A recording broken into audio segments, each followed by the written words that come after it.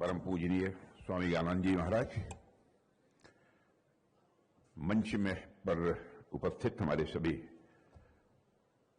विभिन्न धर्मों की विभूतियां एवं हरियाणा सरकार के सभी सम्मानित मंत्रीगण, यहां के सांसद श्री नवीन जिंदल जी, मैं सभी का नाम नहीं लेता हूं, यहां के वाइस चांसलर प्रोफेसर सोमनाथ जी और इस सभागार में मौजूद अन्य सभी सम्मानित देवियों व सज्जनों, सबसे पहले तो मैं पूज्य स्वामी ज्ञानानंद जी महाराज के प्रति आभार व्यक्त करना चाहता हूं कि उन्होंने आज के 10 वर्ष पहले इस प्रकार का अंतर्राष्ट्रीय गीता महोत्सव का सिलसिला प्रारंभ करने का कार्य किया है और उनके इस कार्य की जितनी भी सराहना की जाए वो अपने में कम है। यह सच्चाई है कि गीता का संदेश केवल भारत देश की सीमाओं तक ही सीमित नहीं है। विश्व का शायद ही कोई ऐसा देश होगा जहां कुछ न कुछ लोग, बहुत ही छोटा देश होगा तो 2-4 लोग ही ऐसे होंगे कि गीता ने उनके जीवन को प्रभावित किया है। और मैं यहां हरियाणा सरकार के प्रति भी आभार व्यक्त करना चाहता हूं कि हरियाणा सरकार इसमें पूरी तरह से सहयोग कर रही है और मैं यह भी मानता हूं कि सरकार का काम आर्थिक, सामाजिक और तकनीकी विकास करना तो है ही, लेकिन साथ ही साथ सांस्कृतिक विकास भी सरकार की एक महत्वपूर्ण जिम्मेदारी बनती है और सरकार उस दायित्व को बखूबी निभा रही है। इसलिए मैं इस सरकार के प्रति भी, यहां के मुख्यमंत्री के प्रति भी आभार व्यक्त करता हूं। और इस प्रकार के कार्यक्रम एक तरफ हमारे सांस्कृतिक यात्रा को दर्शाते हैं तो वहीं दूसरी तरफ हमारे ये कार्यक्रम हमारी युवा पीढ़ी की चेतना को जागृत करने में भी अपनी महत्वपूर्ण भूमिका ये निभाते हैं। साथियों, आज जब मैं भगवान श्री कृष्ण की ज्ञानी भूमि कुरुक्षेत्र की इस पुण्य भूमि पर यहां पर मैं खड़ा हूं तो मेरा मन स्वाभाविक रूप से श्रद्धा से भर जाता है। यदि हम अपने शास्त्रों के अनुसार देखें तो ये वही धरती है जहां 5000 से अधिक वर्ष पहले मार्गशीर्ष शुक्ल एकादशी की पावन तिथि पर समस्त मानवता के उत्थान के लिए यह दिव्य ज्ञान प्रकट हुआ था, जिसे हम श्रीमद् भागवत गीता के नाम से जानते हैं। और इस भूमि पर खड़े होकर वह क्षण स्वाभाविक रूप से आंखों में जीवित हो उठता है। और मुझे तो कभी कभी लगता है यदि किसी को भी भारत की आत्मा को समझना है तो उसे कुरुक्षेत्र की धूल में उसका प्रतिबिंब ढूंढना चाहिए।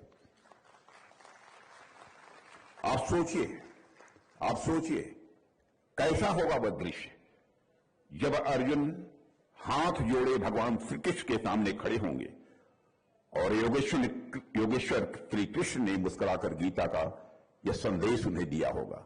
कैसा अद्भुत दृश्य होगा।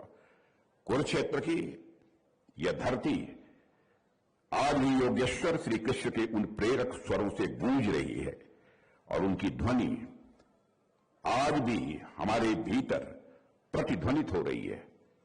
आप सब भी इस भावना को महसूस करते होंगे कि यह धरती महज एक भूगोल का हिस्सा नहीं है, बल्कि यहां खड़े होकर अभी भी ऐसा लगता है मैं मानो श्री कृष्ण की वाणी आज भी यहां की हवाओं में तैर रही हो। देवियों सज्जनों, संदेह से भरे, द्वंद्व में खड़े, हृदय से विचलित अर्जुन के सामने भगवान कृष्ण ने जो ज्ञान दिया वह केवल उस समय के लिए नहीं था, बल्कि सदैव के लिए था और पूरी मानवता के लिए था। केवल भारत में रहने वाले लोगों के लिए नहीं था, पूरे विश्व के लिए वह संदेश था। गीता का पहला ही संदेश यह है कि आत्मा न कभी जन्म लेती है, न आत्मा कभी मरती है, न जायते मृते वा कदाचित। यह श्लोक जीवन के अनिश्चितताओं के बीच हमें अद्भुत स्थिरता देता है और यह केवल युद्धभूमि का संवाद नहीं था, बल्कि मैं मानता हूं कि यह जीवन की हर परिस्थिति का अपने में एक मार्गदर्शन है। मैं यहां पर उल्लेख करना चाहूंगा संत श्री रामकृष्ण परमहंस जी ने एक सुंदर और बहुत ही गहन बात कही थी कि गीता का पूरा सार केवल उसके नाम के अक्षरों को उलट देने मात्र से ही समझ में आ जाता है। गीता के अक्षरों, गीता का जो नाम है उसके अक्षरों को उलट देने से ही गीता का सार स्वाभाविक रूप से हमको समझ में आ जाता है। गीता, इस नाम को उलट दीजिए, गीता, अंतिम अक्षर ता को पहले ला दीजिए और गी को बाद में, तागी यानी त्यागी। अर्थात गीता का असली संदेश है, असली संदेश है त्यागी बनना। और त्यागी का अर्थ कर्तव्यों का त्याग नहीं है, बल्कि वह अज्ञानता का त्याग है, अकर्मण्यता का त्याग है, दुर्व्यसन, आसक्ति और अहंकार का त्याग है। और त्यागी व्यक्ति ही गीता का सच्चा पाठक और सच्चा अनुयायी बन सकता है। देवी और सज्जनों, पूरी गीता उठाकर जब आप पढ़ेंगे तो आपको लगेगा कि अर्जुन को जो कुछ भी समझाया गया वह केवल किसी के योद्धा के लिए नहीं था, वह सारे मानवता के लिए था। आप खुद सोचिए, उस युग में अर्जुन जो क्लैरिटी चाहते थे, जो स्पष्टता चाहते थे, युद्ध यानी कर्म का जो उद्देश्य चाहते थे, क्या आज के समय में हमें भी उसी स्पष्टता, उसी साहस और उसी प्रतिबद्धता की आवश्यकता नहीं है? आज तो हम और भी ज्यादा मृग तृष्णा में उलझे हुए हैं। हमारे आसपास आज पहले से कहीं अधिक भटकाव है, डिस्ट्रैक्शन है। कहीं ऐसे लोग हैं जो जीविकोपार्जन के लिए तो काम कर रहे हैं, पैसे भी कमा रहे हैं, लेकिन उन्हें अपने जीवन का उद्देश्य समझ में नहीं आ रहा है। तो वहीं दूसरी तरफ कई ऐसे लोग भी हैं जो कर्म से ज्यादा उसके परिणाम की चिंता करते हैं।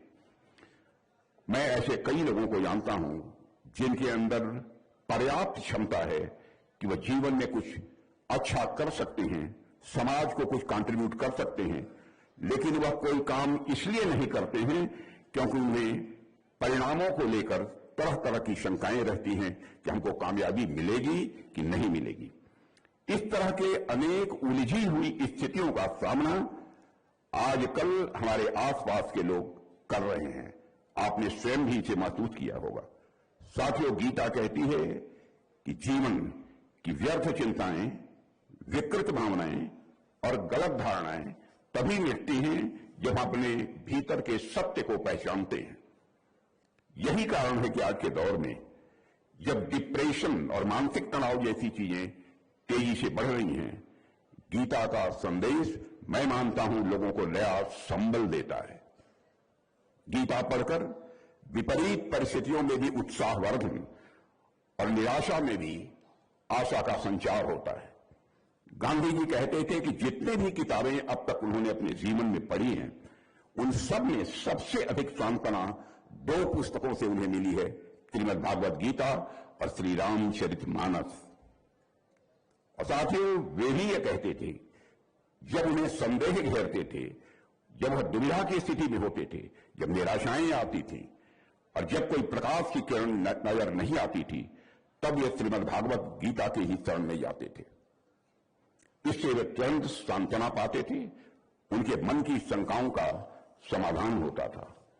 देवियों और सज्जनों, गीता में दिए गए कर्मयोग की भावना, समत्व की सीख और आत्मस्वरूप की पहचान हमें सुखपूर्वक जीवन जीने का यह मार्ग दिखाते हैं।